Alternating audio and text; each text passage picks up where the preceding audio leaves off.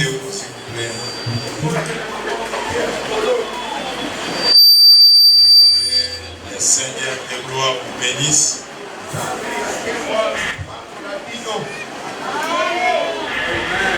Nous disons que le Seigneur de gloire vous bénisse.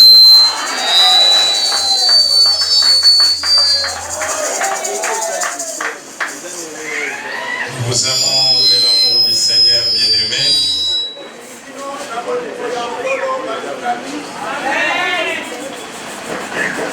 êtes un peuple formidable.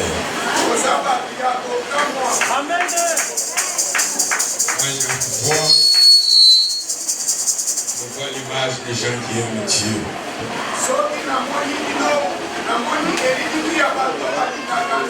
Amen. Vous êtes en train de braver beaucoup d'obstacles. Venir enseigner, c'est une preuve que vous aimez Dieu.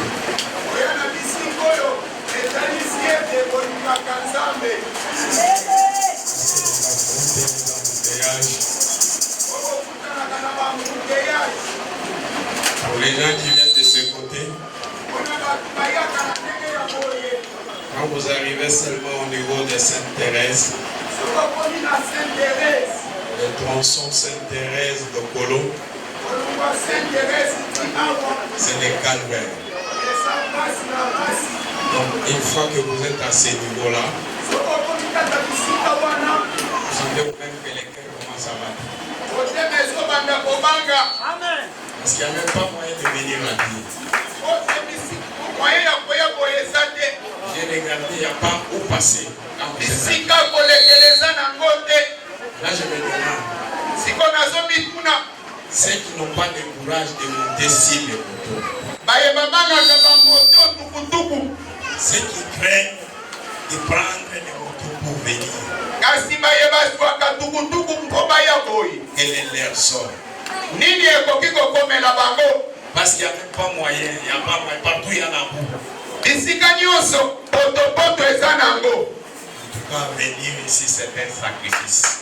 Quand je vois la manière dont nous sommes en train de prier, je me dis que nous sommes une église bénie.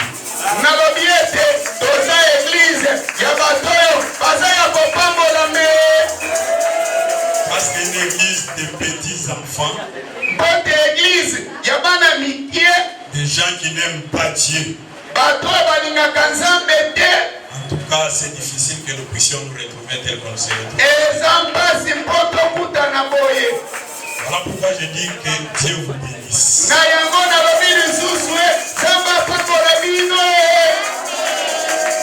Amen. Amen. Nous lisons la Bible avant de nous asseoir.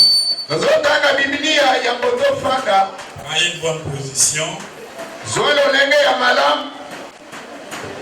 Nous sommes dans le livre de Néhémie. Papa Jito est déjà là. Nous allons lire le livre de Néhémie, chapitre 2.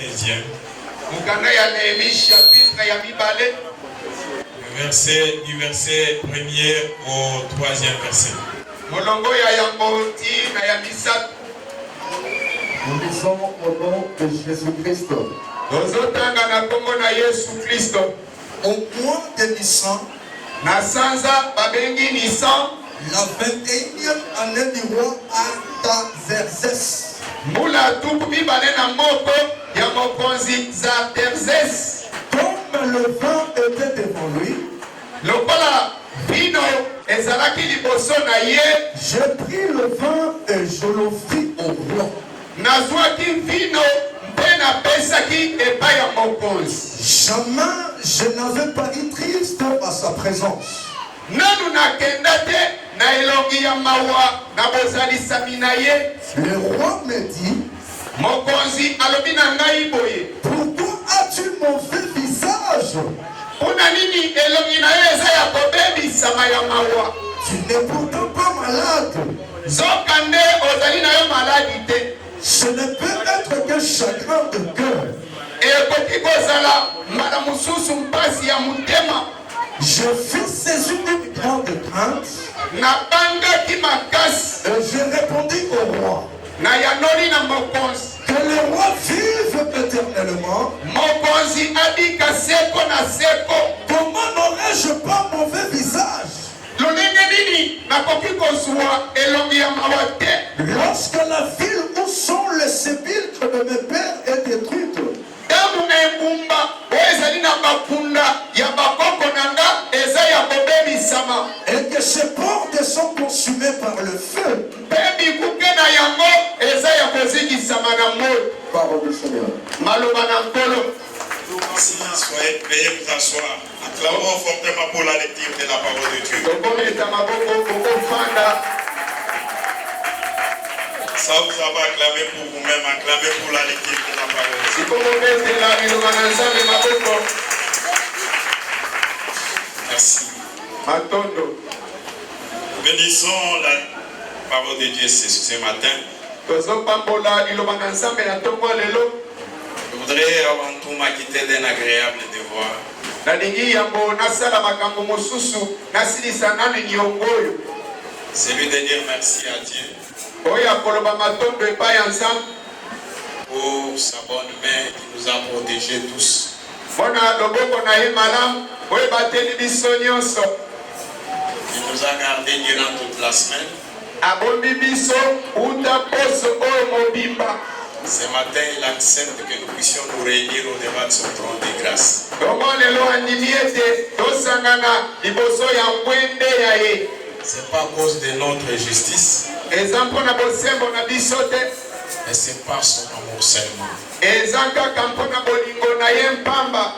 Voilà pourquoi nous disons Na yango tozoloba que le nom de ce Dieu-là soit loué. kombo ya Nzambe wana ekumisama. Que le nom de Jésus-Christ soit élevé. Kombo na Jésus-Christ etombwama. Parce qu'il est un Dieu d'amour. Mbote azalaka na ye Nzambe ya bolingo. Quand seulement je te regarde, mon frère et ma sœur, Ndeko na ngai ya mwasi mpe ya mobali ntango nazotala yo je vois l'amour de Dieu. namoni kaka bolingo ya Nzambe. Est-ce que tu peux acclamer pour ce Dieu-là? Okobetela Nzambe wana maboko. Très fortement pour lui dire.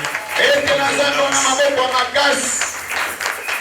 Deuxièmement, Eloko ya mibale je voudrais exprimer ma gratitude nalingi natalisa boyebi likambo ya malamu envers l'homme de Dieu, epai ya moumbu na Nzambe, notre Père, papa na biso nyonso, un homme de bon cœur, moto ya motema malamu, Papa Billy Walesa. papa Bili Walesa. Merci Papa. Matondo papa. En tout cas, que Dieu vous protège encore.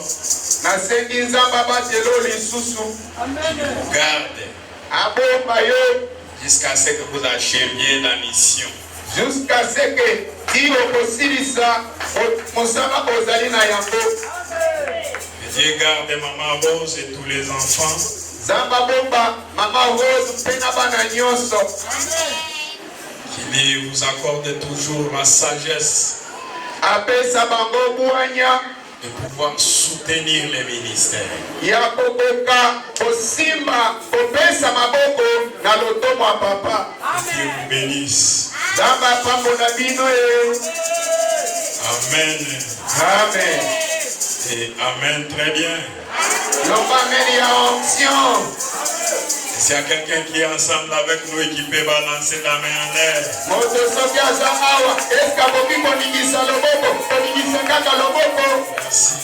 Matondo Je bénis tous les hommes de Dieu ici présents. napamboli basali na Nzambe nyonso bazali awawa. Votre présence, c'est une bénédiction Bozalisami na bino awa ezali lipamboli pour nous et pour toute l'Église. mpona biso mpe mpona eglise mobimba. Quand vous venez écouter les autres, Ntango ozali koya koyoka basusu ça prouve que vous avez de la maturité. ezali kotalisa ete bokola. Parce que tous nous avons besoin d'être enseignés. Bote biso nyonso tozalaka kaka na posa yake batangisa biso. Soyez bénis, homme de Dieu. Tous qui êtes venus ce matin, vous êtes les bien-aimés.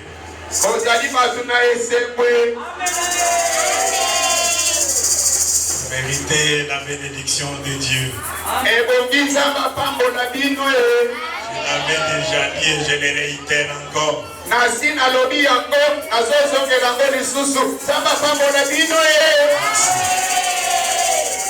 Les frères ont refusé la bénédiction. Disons que Dieu vous bénisse.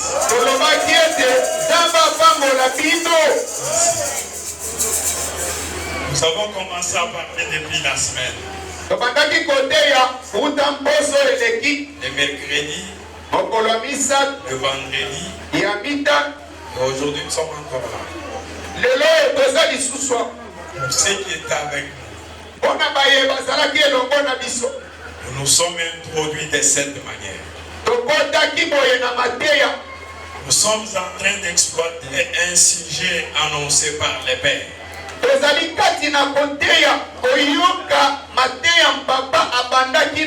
Ce sujet, il l'a intitulé La gloire de la seconde maison sera plus grande que celle de la première.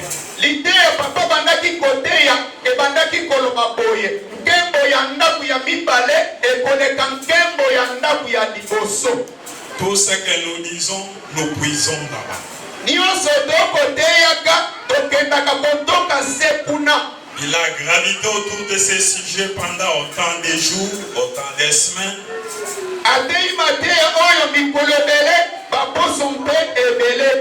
Et il nous a prêché, il nous a enseigné. Le souci est que tout celui qui désespère puisse comprendre qu'il y a encore de l'espérance.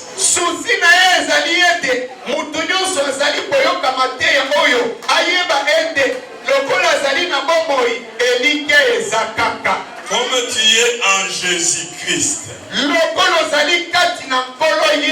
rassure-toi que ce que tu es aujourd'hui n'est pas ce que tu seras.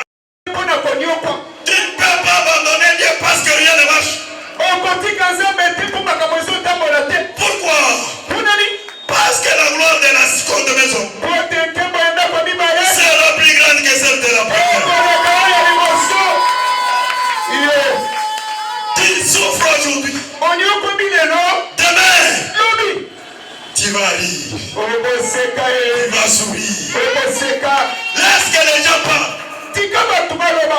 Je vous ai dit pendant la semaine ceci. Les gens parlent en tout et en rien. Les gens que tu vois là, s'ils n'ont pas parlé, ils n'ont pas dit repos. Si tu manges bien, ils parlent. On te critique parce que tu manges bien. Si tu dors affamé, ils parlent. Ils te critiquent parce que tu dors affamé. Quand tu t'habilles bien, il est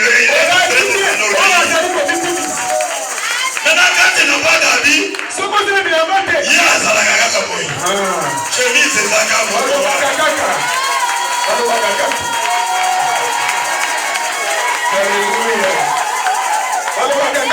Alléluia. Laisse les gens parler.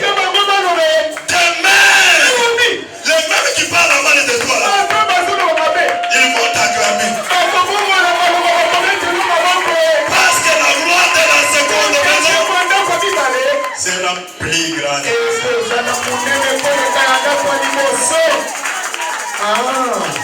J'ai exagéré pour dire que toi tu es Siméon. Tu ne mourras pas dans cet état. Même si le monde de ténèbres a déjà signé. Même si les sorciers de ta famille se sont associés avec les sorciers de l'église. Ils ont fait l'association avec les sorciers du quartier. Ils se sont dit que nous allons les tuer. Toi tu ne mourras pas. Toi tu es Siméon. Alléluia. Tu ne mourras pas. Au lieu que meurt, Dieu rassemblera même 50 personnes. Il les tuera par force. Et parmi les 50 personnes, le grand sorcier de ta famille sera. Alléluia. Si tu fais de l'œuvre de Dieu ta priorité, Dieu fera de ton affaire ta situation son affaire.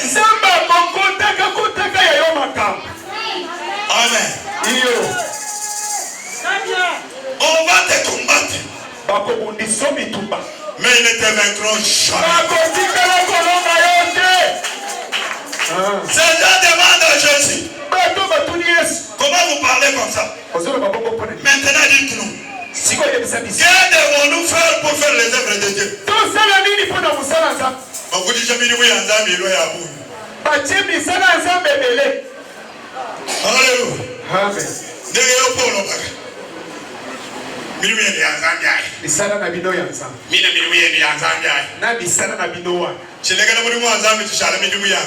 Etiki mosala nzambe komi bisala nzambe. Alléluia. Un langage péjoratif pour mépriser ceux qui servent Dieu. Jésus les regarde. Il dit que ces matérialistes ici, ils sont venus chercher le pain. Ils nous ont traversé la mer juste pour le pain. Papa, les embouteillages là, les tronçons bizarres ici, tu les traverses juste pour le pain. Donc la vision que tu as, c'est le pain. Je vais voir les visas pour aller en Europe. Tu ne sais pas qu'il y a des gens qui sont en Europe là-bas qui dorment dans les terrasses.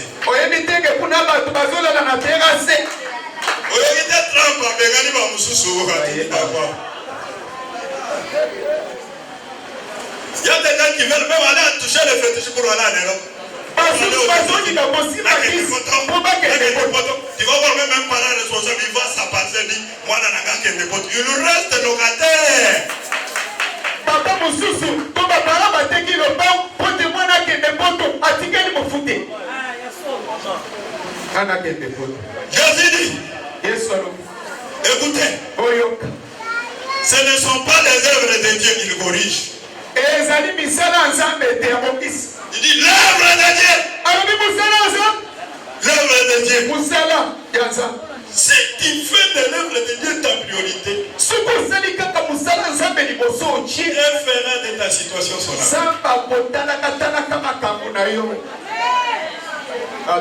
Amen. L'œuvre de Dieu, c'est que vous là, vous croyez en Jésus. Parce que c'est lui seul que Dieu a envoyé. Jésus vous prouve. L'œuvre de Dieu, c'est tout acte. C'est tout fait. C'est toute action. C'est toute activité de l'homme qui attire les gens vers Jésus. Quand tu fais quelque chose, non pas pour être vie des gens, parce qu'il y a des gens qui font aussi des choses pour être vie. Mais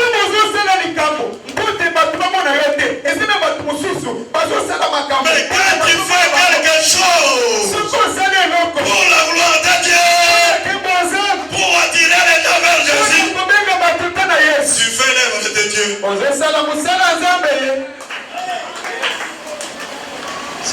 Donc si tu trouves les gens qui se sont réunis tel que nous sommes là, quelqu'un est en train de prêcher, il parle.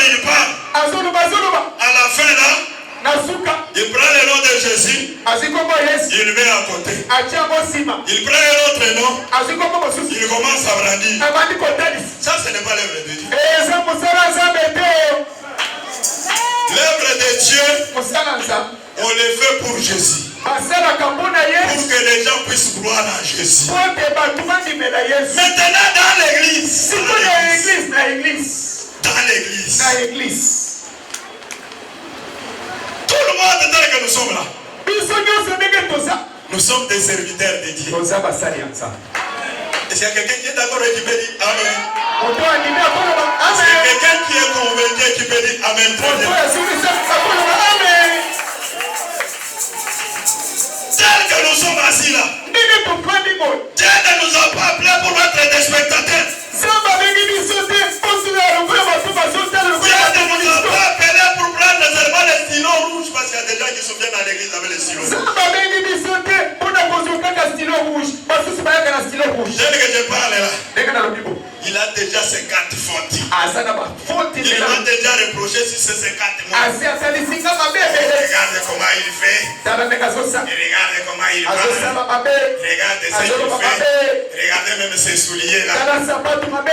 Il nous bouge. bikumushi.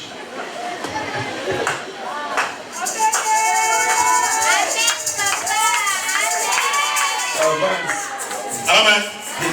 Est-ce que Dieu nous a appelés pour les servir ou bien pour être des bigues rouges? Nzambe abengi biso mpo tosalela ye ubi mpo tozwaka babikubushi. C'est Dieu mon frère. moninga misalela Il n'y nzambe a pas une grande bénédiction libangoli monene sur ezali cette terre na mokili oyo qui dépasse servir Dieu. oyo eleki kosalela nzambe. Si tu sers Dieu, soko osaleli nzambe tu es plus que quelqu'un qui a investi dans l'immobilier. ozali motu oyo eleki moto asombi bamababu to mituka Parce que les immeubles, mpote bandako vous pouvez les vendre et rester réduits. okotekango otikali maboko pamba. Je vous ai dit que nous avons déjà vu les gens nayebisi bino tomona bato devenir riches, bazalaki bato acheter beaucoup de maisons, basomba bandako ebele acheter même des avions. basomba na baavion Mais ils sont morts pauvres. bakufa babola Certains sont morts détraqués. basusu bakufa bato ya maboma. C'est pour dire que eza mpona koloba sur cette na terre, mokili oyo tout est vanité. nyonso eza mpaka nyonso mpaka.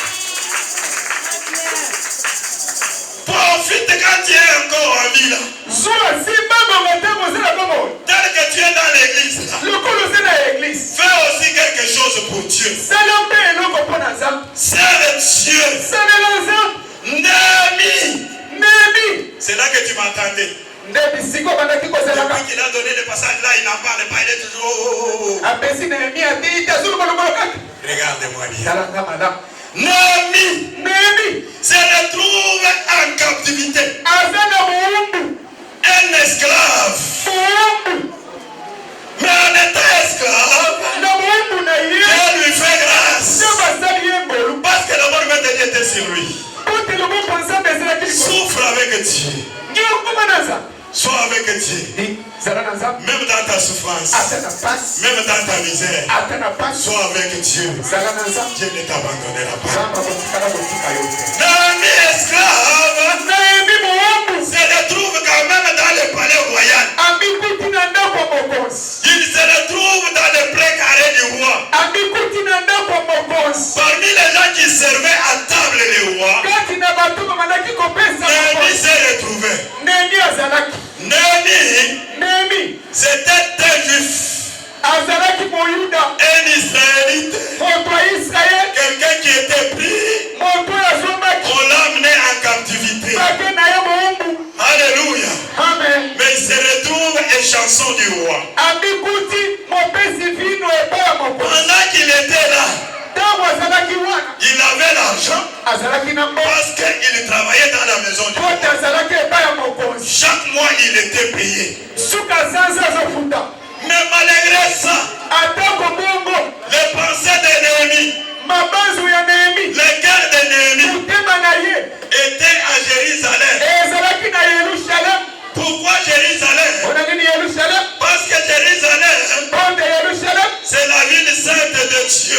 ezali engumba ya bosantu ya nzambe. Jérusalem, yerusalemu parce que Jérusalem, jerusalemu c'était la ville de Dieu. ezalaki engumba ya nzambe. Maintenant, quand Néhémie ntango nehemi a vu ses frères qui venaient de Jérusalem, amoni bandeko kouta kuna arrivé là où il était, bakomi bisika ye aza. la première question qu'il leur a posée, motuna liboso otunaki c'est de connaître ezalaki ya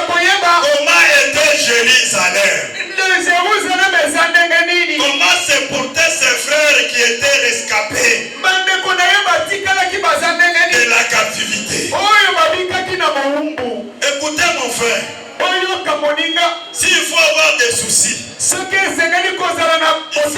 il faut te soucier pour l'œuvre de Dieu. Quand tu as des soucis pour l'œuvre de Dieu, Dieu sera avec toi. Dieu ne t'abandonnera pas. La Bible dit ceci. Il a demandé, dites-moi, comment Jérusalem? Ils l'ont dit, oh, Jérusalem est en ruine. Toutes ses portes sont consumées. Les murailles sont par terre. Vos frères sont dans une grande souffrance. La joie de Naomi s'est changée en tristesse. Il a commencé à s'inquiéter. Son visage a changé. Il est devenu comme quelqu'un éprouvé. La Bible dit ceci. Lorsqu'il s'est tenu devant les rois pour les servir, le roi l'a regardé. Il lui a dit, pourquoi tu apparais si triste aujourd'hui? Et pourtant tu n'es pas malade. Qu'est-ce qui se passe? Pourquoi tu n'es pas content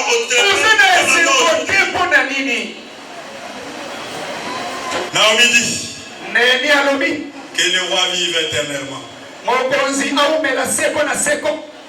Comment serais-je dans la joie pendant que la ville où sont enterrés mes parents, là où il y a les sépulcres de mes ancêtres, est en ruine.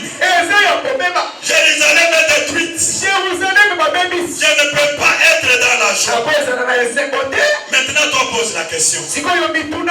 Quand tu vois l'œuvre de Dieu, tu vois dans l'église que rien ne marche. Quand tu vois dans l'église que les moteurs ne donnent pas. Quand tu viens dans l'église, tu viens que du côté instrument, ça ne va pas. Quand tu viens dans l'église, tu trouves que l'église est sale. Quand tu entres dans l'église, tu trouves que les chaises sont sales. Quand tu entres dans l'église, tu trouves que rien ne marche.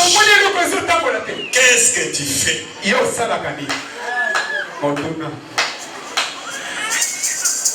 Si tu fais de l'œuvre de Dieu ta priorité,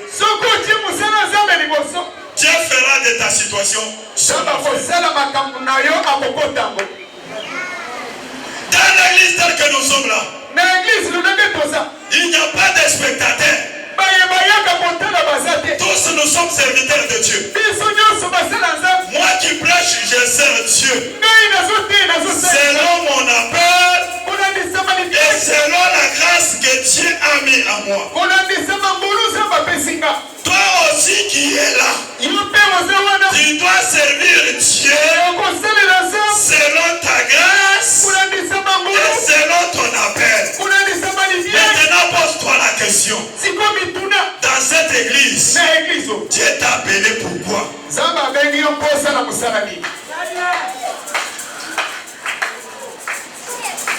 Quel est ton rôle dans cette église? Quelle est ta part dans l'œuvre de Dieu? Qu'est-ce que toi aussi tu fais pour que l'œuvre de Dieu puisse avancer? Lorsque Néhémie s'est levé, la Bible dit qu'il a prié Dieu. Il a demandé à Dieu de pouvoir les soutenir. Non pas pour qu'ils puissent rester là-bas, mais pour qu'ils puissent aller à Jérusalem, pour aller reconstruire Jérusalem, pour aller rebâtir Jérusalem. Et toi, qu'est-ce que tu fais quand l'œuvre de Dieu ne marche pas? Qu'est-ce que toi tu fais? Il y a même des gens qui découragent les autres. Oh, quand il fait là, C'est pour qu'on puisse les voir.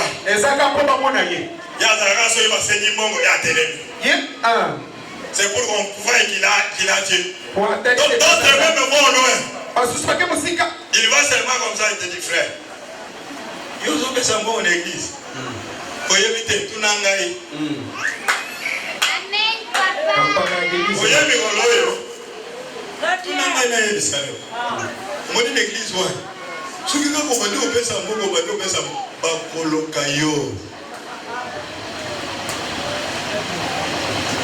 tout ça pour décourager, pour détruire l'œuvre de Dieu. Qu'est-ce que toi aussi tu fais? Néhémie a demandé l'autorisation au roi. Comme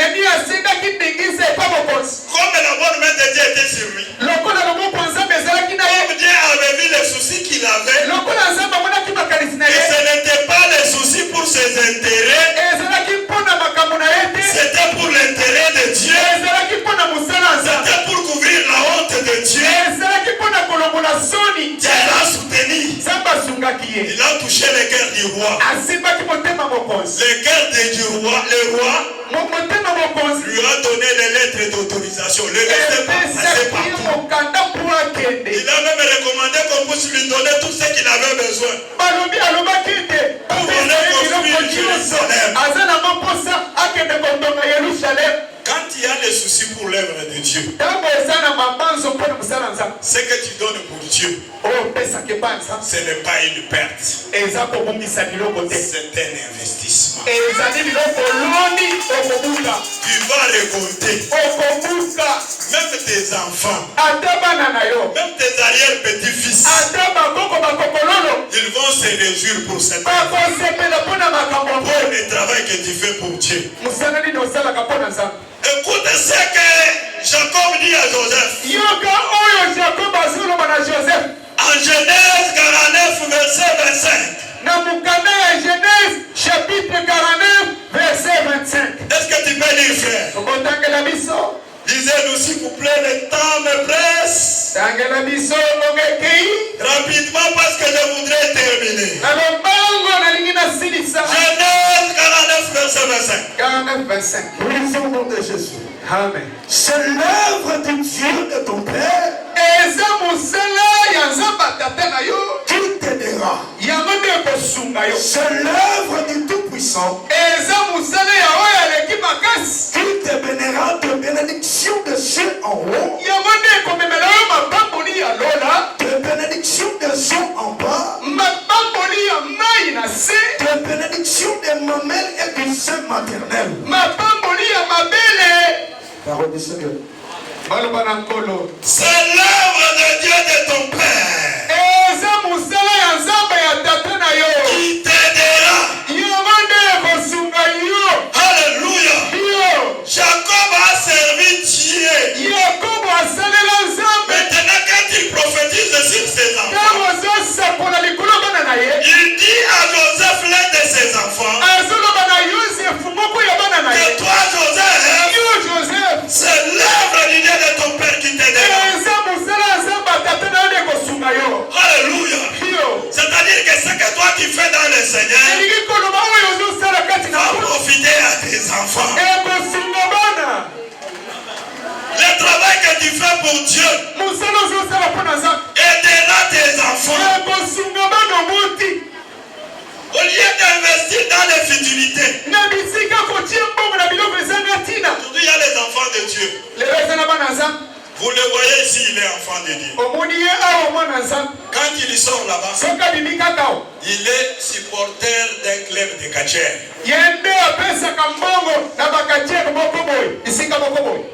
Mais il est enfant de Dieu. À l'église, quand on demande de l'argent, raisonner. C'est comme si Assis Bakata est infranti. C'est comme frère Kendio. Vous connaissez frère Kendio?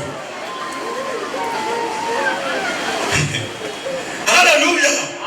Écoutez, c'est l'œuvre du Dieu de ton Père qui t'aidera. C'est l'œuvre du Tout-Puissant qui te bénira. Si tu veux être béni de toutes sortes de bénédictions, fais de l'œuvre de Dieu ta ta priorité. tia mosala nzambe liboso. C'est Dieu. Seleza. Même si les gens se moquent de toi, ata bato baseki même si les gens parlent, ata balobi toi applique-toi à l'œuvre de Dieu. lobi pesa na mosala nzambe. Demain tu vas récolter. lobi okobuka L'œuvre lignée de ton père t'aidera. mosala nzambe atata na yo ekosinga yo. L'œuvre lignée de Bili Walesa t'aidera. mosala ya nzambe abili walesa Devant les obstacles, atako babiba l'œuvre de Dieu de Bili Walesa mosala t'aidera. ya nzambe ekosunga yo. L'œuvre du Tout-Puissant mosala t'aidera. ya nzambe akuye nyonso ekosunga yo. Dieu n'acceptera pas que tu puisses tomber. bakotikala kondima te okweya Les autres tomberont. basusu bakokweya Mais toi tu ne tomberas pas. yo okokweya te Parce que Dieu pote nzambe te soutiendra. akosunga yo akobatela yo mpona mosala na ye. Ne sois pas spectateur dans l'église. koyaka kotala bato oyo te Tout ce que tu fais ici, nyonso osalaka même si tu cochonnes, ata okombola te c'est Dieu. salela nzambe Tu es en train de servir Dieu. ozosalela nzambe Que personne ne te méprise. moto atio na yo te. Yes. Regarde ce que toi tu fais. tala yo eloko mosi Naya cochonner l'église. Ngai msala naya kokombola l'église. na niveau na nga Point. C'est pas la mission nazo kombola te kaka l'église. C'est pas na ngai kutu nazaka na bon. Naya l'église pona kokombola wa msala nini wa. akosala ngo te Bango basala po ebongi na bango.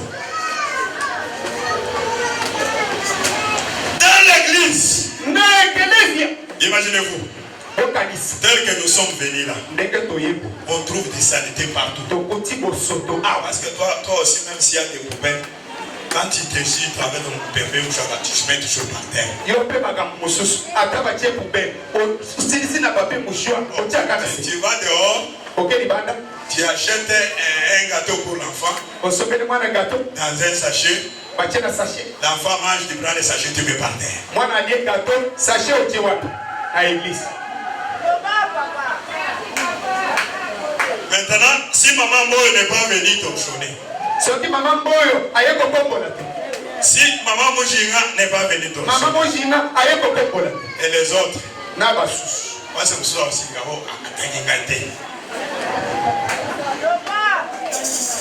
vous êtes nombreuses, que Dieu vous bénisse. ozali ebele na ye bibino Est-ce qu'on peut acclamer pour les mamans chrétiens?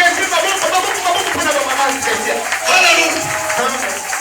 Tu vas chez autrui. et c'est comme si ake baba nino mosusu C'est qui était avec nous, je avait dit ceci. baye bazalaki na biso na bisi bango Ça, oyo c'est la maison de ton père. eza ndako ya tata na yo Ici, awa c'est chez vous. eza epa na bino C'est chez votre père. eza epa papa na bino Quand tu entres ici, soki okoti entre avec force. kote na makasi Comme un enfant qui entre dans la maison de son sokola père. mwana koti epa na bango Il ne faut pas entrer comme une poule mouillée.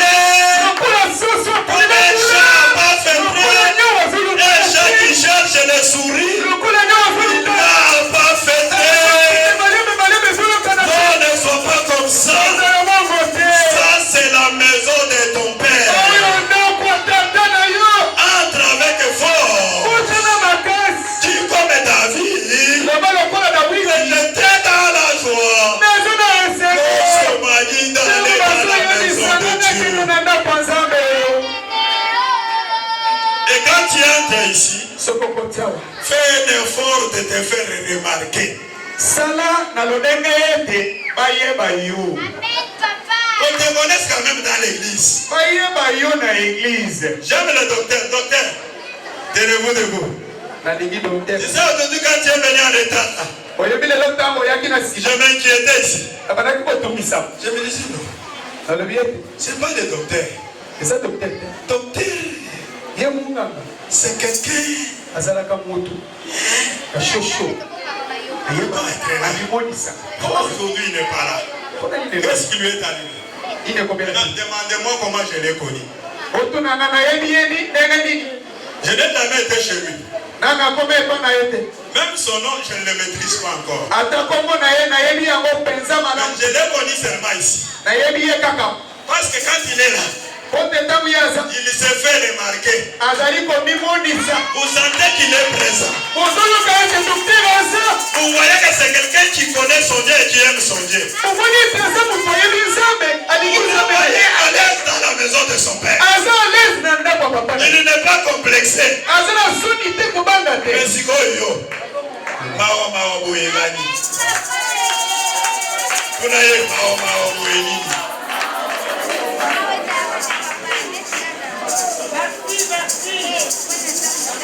Tu viens à l'église comme tu vas dans une maison d'éden. On te regarde seulement, on lit tout. Il y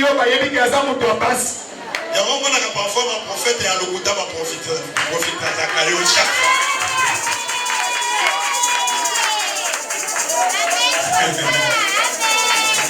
Alléluia.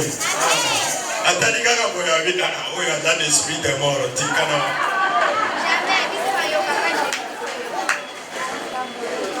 parce que Dieu est toujours triste à tout moment triste finalement.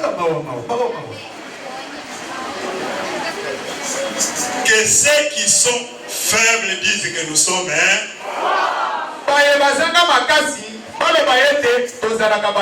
quand j'ai aussi, même si j'ai dormi affamé,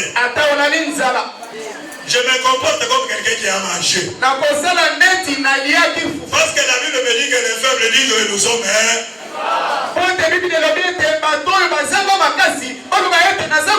mais toi tu es affamé même dans la maison de Dieu.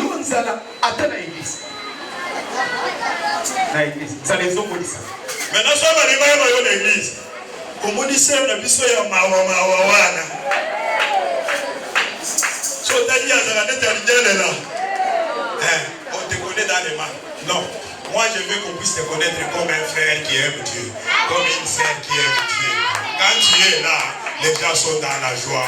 Ils savent que notre frère est là. Tu fais des choses qui glorifient Dieu. C'est ça, servir Dieu. Parce que servir Dieu, c'est faire une action qui attire les gens à Jésus.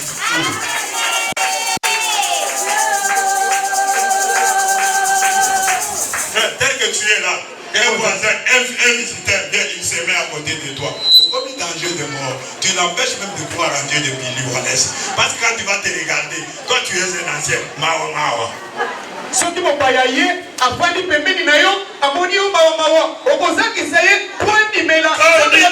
Quand on dit tenons-nous debout, toi tu es assis. Quand on dit chantons, quand on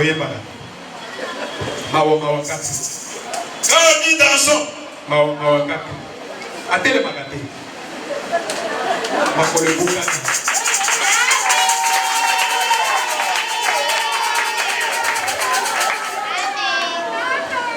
que Dieu te bénisse, je t'aime.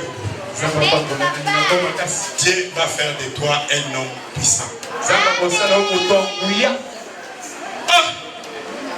Maman commandant, Zamba prend mon œil. Ça va le voir, maman commandant.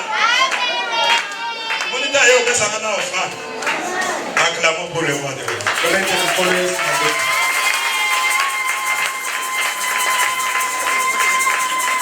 Si tu veux que Dieu puisse prendre ta situation en charge, sers Dieu. La Bible dit ceci. Quand on a dit à Jésus, parce que le témoignage des anciens était que cet homme aime notre Dieu. Cet homme nous a construit la synagogue. Quand Jésus a entendu seulement ça, il a dit c'est fini. À cause des lèvres de Dieu. Même si on avait dit que tu mets l'avantage, tu ne mourras pas. Même si dans votre famille on ne franchit pas 60 ans. Les autres vont mourir, mais toi tu ne mourras pas. Même s'il y a des lois de la famille, on a dit, dans cette famille, on ne peut pas marier une fille.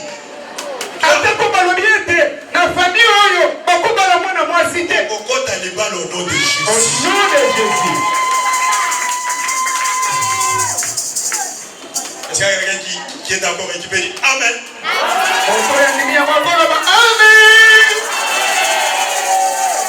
Jésus que je vous annonce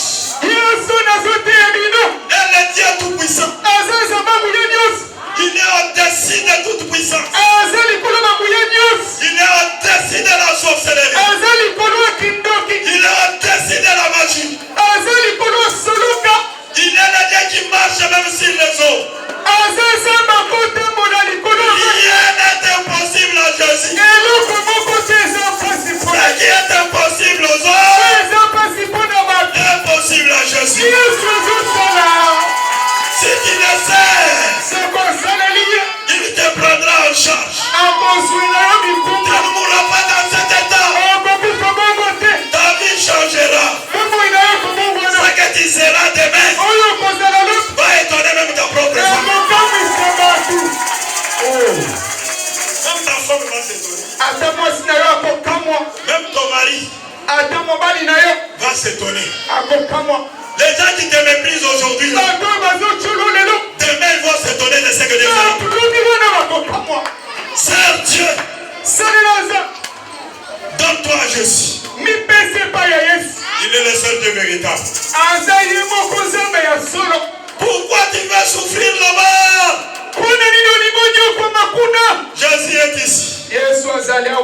Jésus est ici. Le Dieu qu'il faut servir.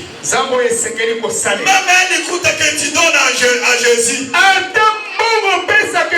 c'est enregistré, c'est retracé, c'est comptabilisé. Demain, on va ouvrir le livre des souvenirs.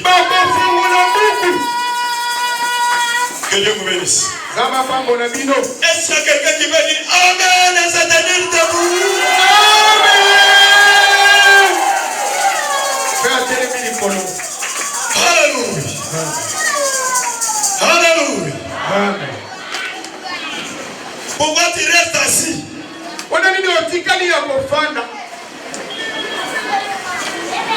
Le royaume des cieux est forcé. Ce sont les violents qui s'en emparent. Si tu fais des lèvres de Dieu ta priorité, Dieu fera de ta situation son affaire. Ce matin, ma soeur, ce matin, mon frère, je t'ai présenté le nom de Jésus. Jésus mort et ressuscité. Jésus qui donne la vie. Le seul Dieu qu'il faut servir. Le Dieu qui ne déçoit jamais ses enfants. Tu vas d'abord lever tes deux mains à l'air. Tu vas seulement lui dire merci. Parce que tu es son serviteur. Parce que tu es sa servante. Dis-lui que merci. Parce que tu as fait de moi ton serviteur. Tu as fait de moi ta servante. Remercie Jésus au nom de Jésus. Remercie Dieu au nom de Jésus. Alléluia, alléluia. Alléluia, alléluia. Seigneur Jésus, merci. Seigneur Jésus, merci. Je te suis reconnaissant. Parce que tu as fait de moi ton serviteur. Je te suis reconnaissant. Parce que tu es le Dieu fidèle. Que te donne multiplication de grâce. Parce que tu es le Dieu qui n'a pas changé. Béni soit ton nom. Parce que tu es le roi de gloire. Gloire soit ton nom. Parce que tu es le Seigneur des Seigneurs. Je suis ton serviteur. Je bénis ton Seigneur. Parce que tu m'as montré. Alléluia.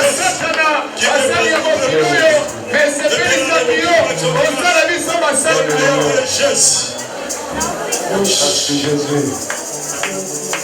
Lève ta main droite à l'air. Lève ta main droite à l'air. Bien-aimé, je voudrais que tu puisses demander à Dieu de te donner la capacité de te remplir de son esprit.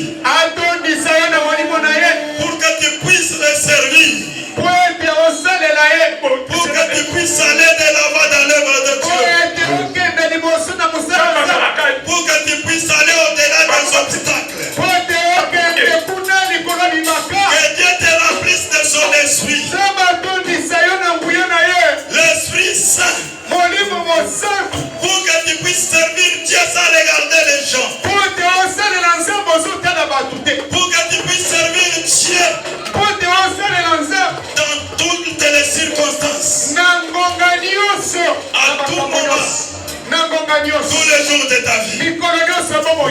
Est-ce que tu peux dire ensemble avec moi, Jésus? Sois concentré. Le nom de Jésus, c'est un nom tout puissant. Quand on les cite, le monde des ténèbres tremble. Quand on les cite, les sorciers tombent, les féticheurs tombent, les magiciens tombent. Jésus! C'est le nom de Jésus avec force. Même si tu es malade, la maladie va tomber. Même si tu es lié, les chaînes vont tomber ce matin. Par la puissance du nom de Jésus. Jésus!